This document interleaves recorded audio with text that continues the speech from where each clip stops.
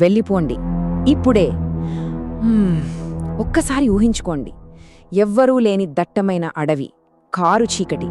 అకస్మాత్తుగా మీ చెవి దగ్గర ఈ గుసగుస వినిపిస్తే ఎలా ఉంటుంది? ఖచ్చితంగా ఒళ్ళు గగురు పొడుస్తుంది కదా.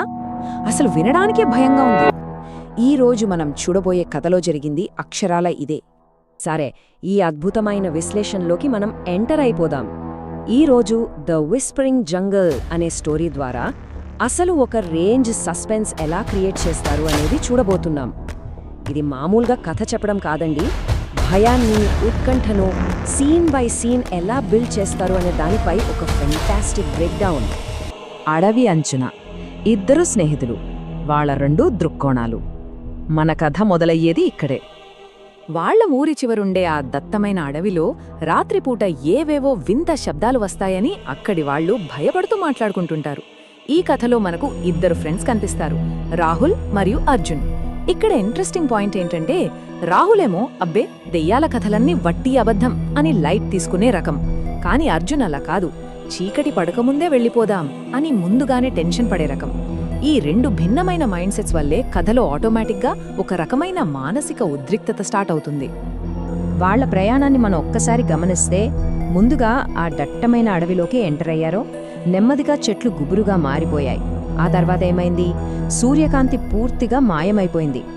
ఇక్కడ సూర్యకాంతి మాయమవ్వడం అనేది నార్మల్గా జరిగేదే కదా అనిపించొచ్చు, కానీ నిజానికి వాళ్ళు ఒక సేఫ్ జోన్ దాటేసి ఏమాత్రం వెనక్కి రాలేని ఒక డేంజరస్ పాయింట్కి చేరుకున్నారని ఈ సిచ్యువేషన్ మనకు చెప్తోంది. వాళ్ళు అలా నడుస్తూ ఉన్నారు. అకస్మాత్తుగా క్రాక్! వాళ్ల వెనుక ఒక చెట్టు కొమ్మ విరిగిన శబ్దం. ఊహించండి, పిన్ డ్రాప్ సైలెన్స్లో ఉన్న అడవిలో ఇలాంటి చిన్న శబ్దం కూడా ఎంతలా భయపెడుతుందో.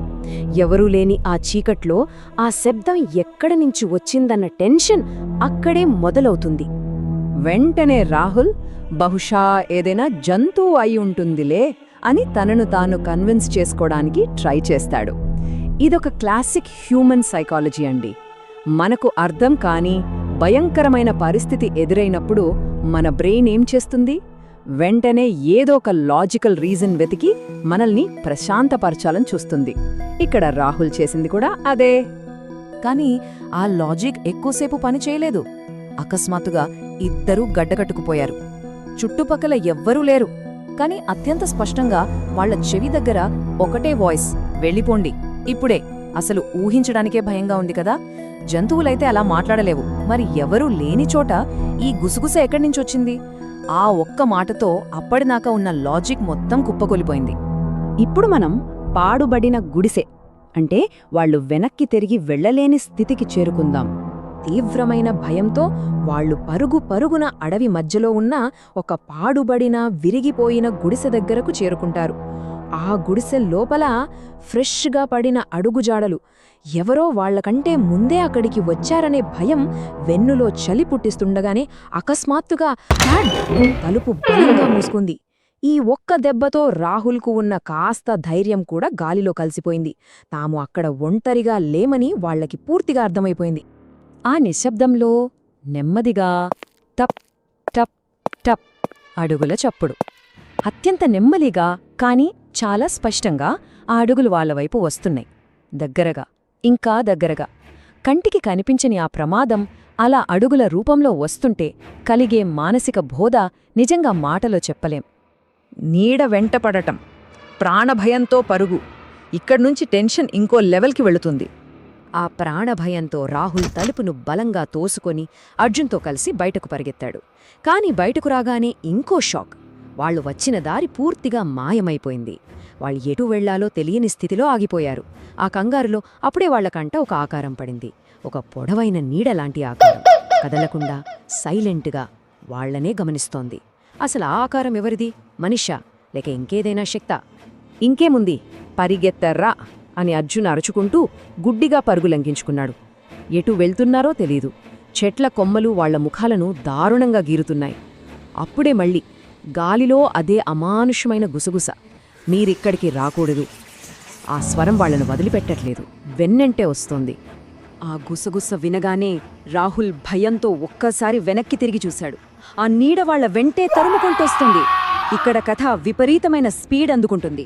అప్పటి వరకు వాళ్ల మనసులో ఉన్న భయం ఇప్పుడు ప్రత్యక్షంగా వాళ్ల ప్రాణాల మీదకొచ్చింది. ఉత్కంఠ పీక్స్కి చేరుకున్న మూమెంట్ ఇది.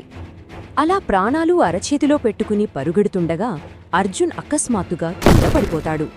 వాళ్ల చేతిలో ఉన్న ఏకైక ఆధారం ఆ టార్చ్ లైట్ కింద పడి దొర్లుకుంటూ దూరం వెళ్ళిపోయింది. సెకండ్ల వ్యవధిలో అంతా చిమ్మ చీకటి. వెనక అడుగుల చప్పుడు మరీ దగ్గరగా వచ్చేస్తోంది. ఇక్కడ వాళ్ల నిస్సహాయత ఎంత తీవ్రంగా ఉందంటే తప్పించుకోవడానికి దారి లేదు, కాపాడటానికి వెలుతురూ లేదు. ఒక వింతైన రక్షణ, అకస్మాత్తుగా నిశ్శబ్దం. ఇక అంతా అయిపోయిందనుకున్న ఆ సెకండ్లో చీకట్లో సడన్గా ఒక వెలుగు. చేతిలో లాంథర్ పట్టుకుని ఉన్న ఒక వృద్ధుడైన ఫారెస్ట్ గార్డ్ వాళ్ల ముందు ప్రత్యక్షమయ్యాడు. ఇక్కడొక ఇంట్రెస్టింగ్ కాంట్రాస్ట్ చూడొచ్చు మనం.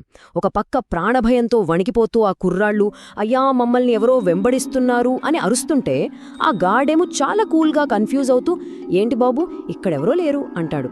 ఒక్కసారిగా వాళ్ళు వెనక్కి తిరిగి చూస్తే అక్కడ ఏ నీడ లేదు, పరిగెత్తుకొచ్చిన శబ్దం లేదు, అంతా సైలెంట్గా మారిపోయింది. ఇప్పుడు మనం ముగింపుకి వచ్చాం. భయపెట్టే చివరి మలుపు, చరిత్ర పునరావృతం.